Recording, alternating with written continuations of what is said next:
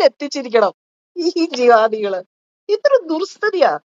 ഞാൻ വിചാരിക്കുന്നേ ജോബായി, ഞാൻ ചിന്തിക്കുന്ന, പക്ഷെ എന്നാലും ഈ കോൺഗ്രസ് പാർട്ടി ഈ ഹിന്ദുക്കളെ ഇതുപോലെ ചതിക്കുകയും പറ്റിക്കുകയും എന്ത് കൊടും ചതിയാ ഇവരോട് ചെയ്ത ഹിന്ദുക്കളോട്. കാരണം ഒരു മതത്തിന്, അത് ഹിന്ദുക്കൾ ഇവിടെ നേരത്തെ ഉള്ളവരാ, അത് കഴിഞ്ഞിട്ടാണ് ക്രിസ്ത്യാനിറ്റി ഇവിടെ വരുന്നത്. അതിന് 600 വർഷം ശേഷമാണ് ഈ മേത്തന്മാർ ഇവിടെ വരുന്നത്, ഇവരുടെ മതം ഇവിടെ വരുന്നത്. എന്നിട്ടും എന്ത് കൊലച്ചെടിയ, ഇവർക്ക് ഏത് സ്ഥലം വേണമെങ്കിൽ ക്ലെയിം ചെയ്യാന്ന്.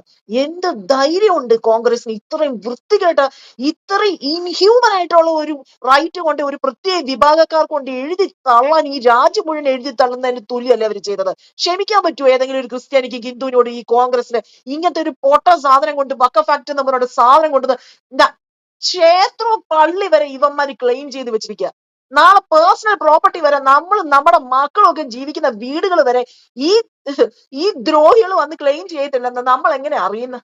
ഇപ്പൊ ക്ലെയിം ചെയ്തില്ലേ എത്രയോ വീടുകൾ, ക്രിസ്ത്യാനികളുടെ വീടുകൾ, അവരുടെ വീടെല്ലാം ഇപ്പൊ കരമടയ്ക്കാനും പറ്റില്ല, പോക്കുവരവും ചെയ്യാൻ പറ്റില്ല, ഒരു സാധനവും ചെയ്യാൻ പറ്റത്തില്ല. ഈ ദ്രോഹികളുടെ അള്ളാടെയാന്ന് പറഞ്ഞുകൊണ്ട് പിടിച്ചു വെച്ചോണ്ടിരിക്കുക. ഇത്രയും വലിയ കൊടും ചതി ചെയ്ത കോൺഗ്രസിന് ഇത്രയും നാളും ക്രിസ്ത്യാനികൾ പോയി വോട്ട് ചെയ്തല്ലോ എന്നാണ് ഞാൻ ആലോചിക്കുന്നത്. ഇത് എത്ര പേർക്ക് അറിയായിരുന്നു? ഞങ്ങൾക്കൊന്നും അറിയത്തില്ലായിരുന്നു ഈ വഖഫ് എന്ന് പറയുന്നത് ഇത്രയും ദ്രോഹം പിടിച്ച് ഈ മറ്റു മതസ്ഥരോട് ചെയ്യുന്ന കൊടും ചതിയാ വഖഫ് എന്നുള്ളതൊന്നും ഞങ്ങൾക്ക് ആർക്കും അറിയത്തില്ലായിരുന്നു. കോൺഗ്രസ് ഇതുപോലെ നാട് മുഴുവൻ മണ്ണ്, ഈ രാജ്യത്തിന്റെ മണ്ണ് ഒരു പ്രത്യേക വിഭാഗക്കാർക്ക് വേണ്ടി എഴുതി കൊടുക്കാൻ ക്ലെയിം ചെയ്യാന്ന്. എന്ത് വൃത്തമാണ് ഈ പറയുന്നത്? നമ്മൾ എങ്ങനെ ക്ഷമിക്കും? എനിക്ക് ഇനി ജീവിതത്തിൽ ഒരിക്കലും ഞാൻ വോട്ട് ചെയ്തില്ലെങ്കിൽ പോലും കോൺഗ്രസിന് ഞാൻ വോട്ട് കൊടുക്കത്തില്ല. കാരണം ഇത് ഹിന്ദുക്കളെയും ക്രിസ്ത്യാനികളെയും വേറെ മതക്കാരെയും എല്ലാം ഒന്നിച്ച് പറ്റിച്ചതിന് തുല്യ. അവർക്ക് അവകാശപ്പെട്ട ഭൂമി കൊടുക്കുന്നതിൽ തെറ്റില്ലായിരുന്നു. പക്ഷെ ഇതൊരു ലാൻഡ് ക്ലെയിം ചെയ്ത് അത് വഖഫിന്റെ ആന്ന് പറഞ്ഞ് അത് അവരുടെ അള്ളാന്ന് പറഞ്ഞൊരു ദേവൻ നമുക്കാരുവാ? നമുക്കാരുമല്ല അയാൾ എവിടെ അറബിയിലുള്ള ഒരു ഏതൊരു ദേവനാ?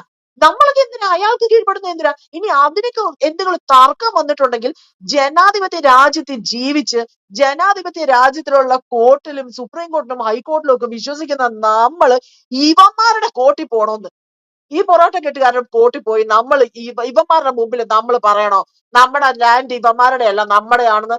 എത്ര ഗതികെട്ട രീതിയിൽ ഒരു ഷാരിയാനോ പോലെ നമ്മളെയും കൂടി അതിനെ അണ്ടറിൽ കൊണ്ട് ഇവര് നിർത്തിക്കളഞ്ഞല്ലോ എന്നുള്ളതാണ് ഞാൻ ചിന്തിക്കുന്നത്. ഇത് നമുക്ക് ഒരിക്കലും ക്ഷമിക്കാൻ പറ്റത്തില്ല. ഈ വഖഫ് എന്ന് പറയുന്ന സാധനം ഇത് എടുത്ത് കളയുക തന്നെ വേണം. അവർക്ക് അനുവദിച്ചിരിക്കുന്ന ലാൻഡ് മുസ്ലിങ്ങൾക്ക് എന്താന്ന് വെച്ചാൽ ആയിക്കോട്ടെ, പക്ഷെ വേറൊരാളുടെ ലാൻഡോ, എസ്പെഷ്യലി എത്രയോ വർഷങ്ങൾക്ക് ഇവര് വരുന്നതിനും ക്രിസ്ത്യാനിറ്റി വരുന്നതിനും മുമ്പേ ഉള്ള ക്ഷേത്രങ്ങളൊക്കെ എങ്ങനെ ഇവർക്ക് ഈ ക്ലെയിം ചെയ്യാൻ പറ്റിയത്? എന്തിനാ? കൊടുങ്ങല്ലൂർ ക്ഷേത്രമൊക്കെ എങ്ങനെ ഇവരുടെ ഇതിൽ പോകുന്ന? എങ്ങനെ നമ്മളെങ്ങനെ ക്ഷേത്രമൊക്കെ ഇവന്മാർക്ക് വഖഫിന്റെ അതൊരിക്കലും അംഗീകരിക്കാൻ പറ്റത്തില്ല. ഇത് വലിയ കൂട്ടും ചതിയാ. ഈ സാധനം ഇവിടുന്ന് എടുത്ത് മാറ്റണം. ക്ലെയിമും നടക്കത്തില്ല.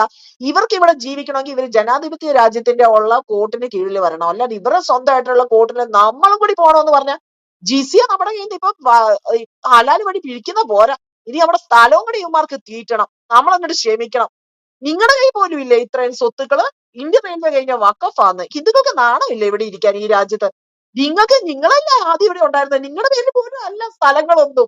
എനിക്ക് നിങ്ങളോടൊക്കെ ഇപ്പൊ പുച്ഛമാ തോന്നുക ഹിന്ദുക്കളോട്. നിങ്ങൾ ഇവിടെ ഞങ്ങൾക്കൊക്കെ മുമ്പേ ഉണ്ടായിരുന്നിട്ടും നിങ്ങൾക്കൊന്നും അല്ലേ സ്വത്തുള്ളത്? എവിടുന്നോ വന്ന മേത്തന്മാരുടെ കയ്യിലാണ്. നിങ്ങൾക്ക് ഇനി എന്നാ നേരം വെളുക്കുന്നത്? നിങ്ങളോട് ഞാൻ എത്ര പ്രാവശ്യം പറഞ്ഞു, നിങ്ങളുടെ കയ്യിൽ നിന്ന് ബിസിനസ്സുകൾ മൊത്തം പോയി. ഞങ്ങളുടെ വീടിന്റെ അടുത്തുള്ളവരെല്ലാം ഹിന്ദുക്കളുടെ കടയായിരുന്നു, എല്ലാം പൂട്ടിക്കിടക്കി പോയി. ഒന്നുമില്ല. നിങ്ങൾ പേടിക്കണ്ട, ഒറ്റ വ്യാപാരികൾ ഹിന്ദുക്കളില്ല, നിങ്ങൾ ഒട്ടും പേടിക്കണ്ട. നിങ്ങളുടെ കയ്യിൽ നിന്ന് ബിസിനസ്സുകൾ പോയി, നിങ്ങളുടെ പോപ്പുലേഷനും കുറഞ്ഞു. ഇനി ഭാരതം ഹിന്ദു രാഷ്ട്രമാണെന്ന് പറഞ്ഞുകൊണ്ട് നിങ്ങൾ ഇരിക്കത്തേ ഉള്ളൂ. നിങ്ങൾ പോപ്പുലേഷൻ കൂട്ടിക്കോ അല്ലെങ്കിൽ ബംഗ്ലാദേശ് അല്ല, ഇവരെല്ലായിടത്തും ഇതാ കാണിച്ചിരിക്കുന്നത്. കശ്മീർ നമ്മുടെ മുമ്പിലുണ്ട്, 1921 നമ്മുടെ മുമ്പിലുണ്ട്. So be very careful. Population കൂട്ടിയില്ല നിങ്ങളുടെ കാര്യം പോക്കാൻ. ഞങ്ങൾക്ക് പിന്നെ ഇത് പരിചയമാ, ഞങ്ങൾ എല്ലായിടത്തും കൊന്നു തന്നതുകൊണ്ട് ക്രിസ്ത്യാനികളുടെ അടുത്ത് പറഞ്ഞിട്ട് ഒരു കാര്യവുമില്ല.